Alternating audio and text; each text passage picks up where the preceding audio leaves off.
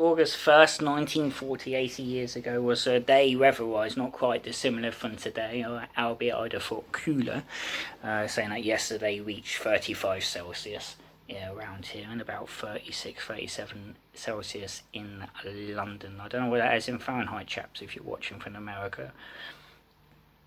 97, 98? Anyway, whatever the course of it, we're now in a new month, and August 1940, next to June, might well be one of the most important months in this country's recent history. June was the month that in a way saved Britain, in the sense that Winston Churchill, after Dunkirk, said a couple of times publicly to Hitler and the like, we are going to hold on, we're going to fight on. And Britain sticking its foot out, so to speak, in Hitler's door, and deciding to fight on, destroying the French fleet in early July, tackling the Luftwaffe over the beaches of Dunkirk at the start of the month, and all the rest of what happened in June led to the Battle of Britain, led to the Battle of Britain being won, or decided in British favour, and Britain held out into 1941, and then the Americans come over eventually in early 42, and all the rest of it. However, all of that would have been moot, what happened in June 1940, had in August 1940 Fighter Command ended up breaking and was, say, defeated, or at least pushed back enough in every sense to enable the Luftwaffe to have free reign over southern England, and what might have happened after that is all conjecture, because, well, in spite really of what was declared today, and that was Directive 17 by Hitler, ordering the Luftwaffe to, quote, overpower the English Air Force with all the forces at its command in the shortest time possible, end quote, with a view to the conquest of Britain. Conquest is interesting. I mean, Directive 16 was phrased as the complete occupation of the country, and then gradually throughout into the planning as it wore on into August, Hitler thought, really, we don't need to conquer the whole country. We land, hold on, get London, and then force the country into a peace, or maybe bomb Britain enough without landing, and all the rest of it. So there's complications and various steps and measures. Directive 17 is implemented, but as I've said in the past couple of videos and on the Twitter feed and the Facebook feed, why I bother, I don't know.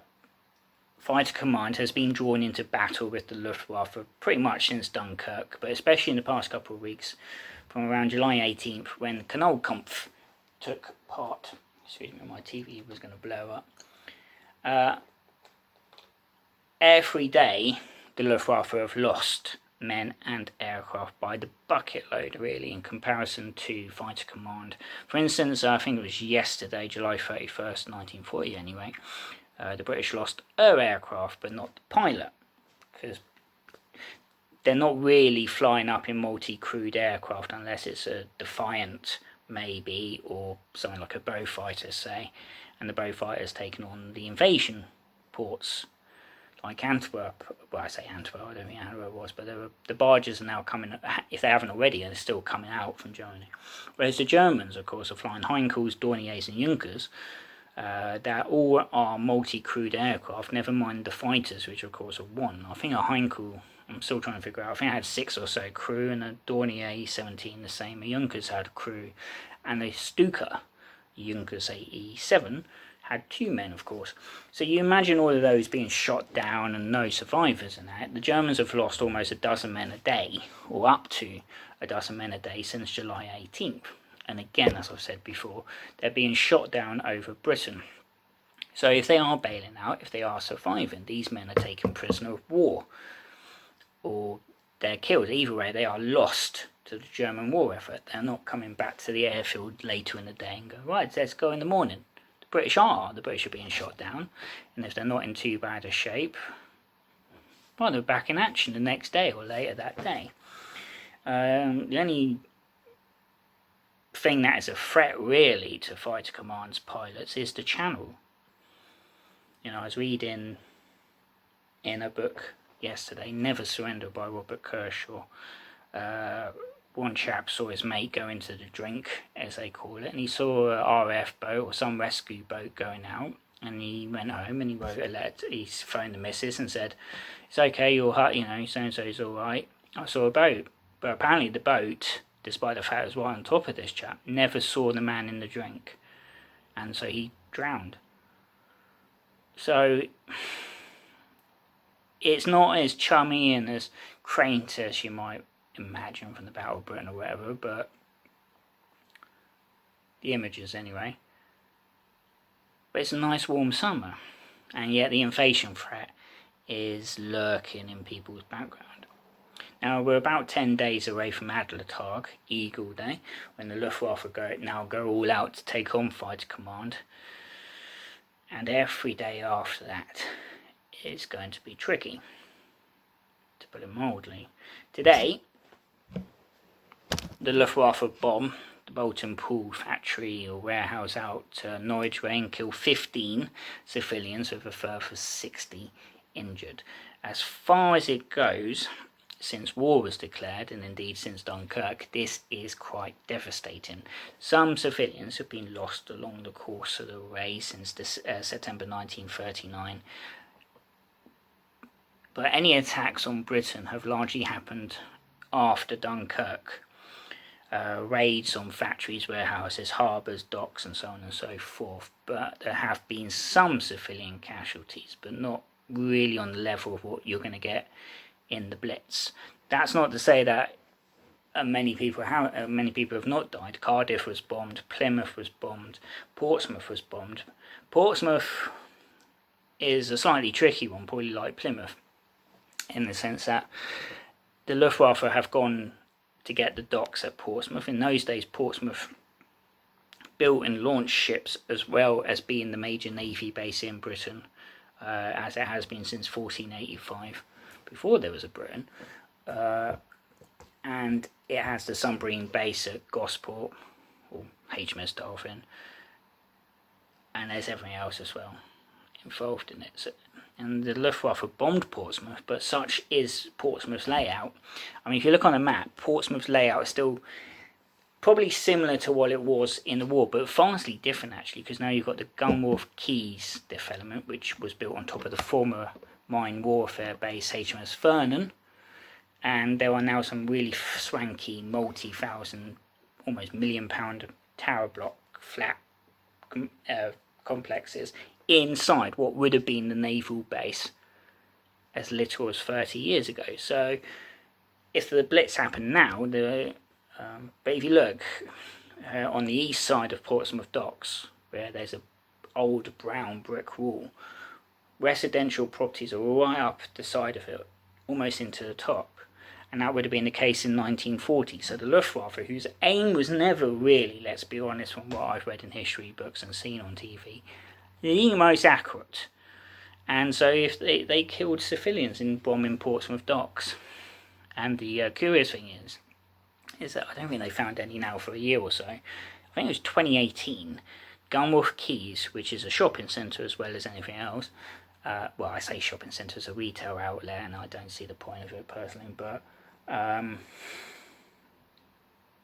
they had been evacuated twice in 2018 at least, because they had discovered somebody or other unexploded German bombs. So Hitler still has it in for Portsmouth 80 years after the Blitz, and I'm joking because I like Portsmouth and I support the teams. Nobody's perfect, but the bombs are still there, and you can probably find it on the internet, but the Royal Navy, or whoever it was, detonated it in Solent, and bloody hell, they still make a bloody bang, honestly. All that. So, sadly, the Bolton Pool bombing is a hint, perhaps, of what there is to come.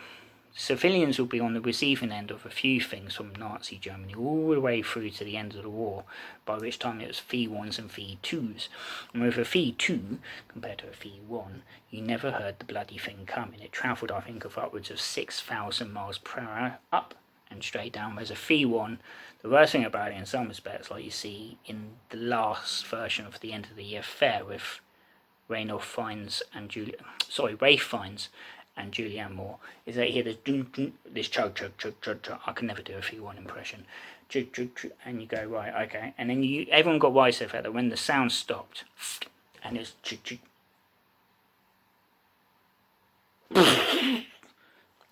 Must have been awful for those people. The thing is, Hitler thought he could defeat Britain by demoralising them with the terror weapons, and if he had used his nous, he would have used them on the invasion ports, destroy the invasion fleet in 1944, or damage it enough.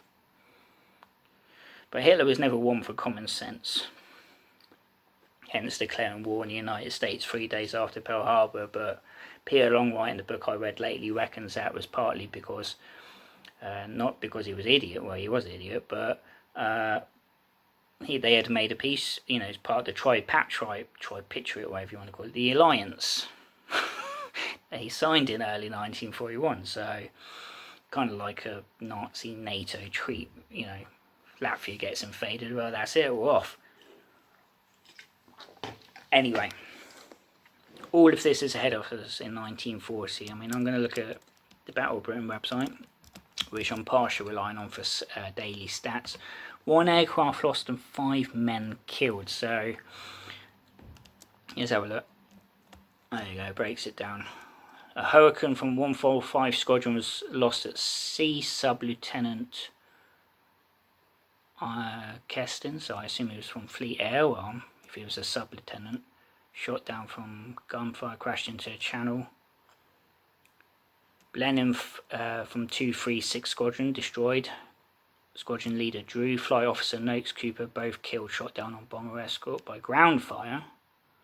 So they took it to war to France. Another Blenheim, Pilot Officer McDonough and Sergeant Head, both killed, shot down on bomber escort by ground fire.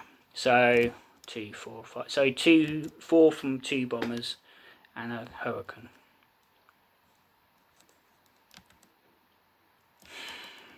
The Germans, if anyone's interested, lost 13 aircraft to 19 men lost.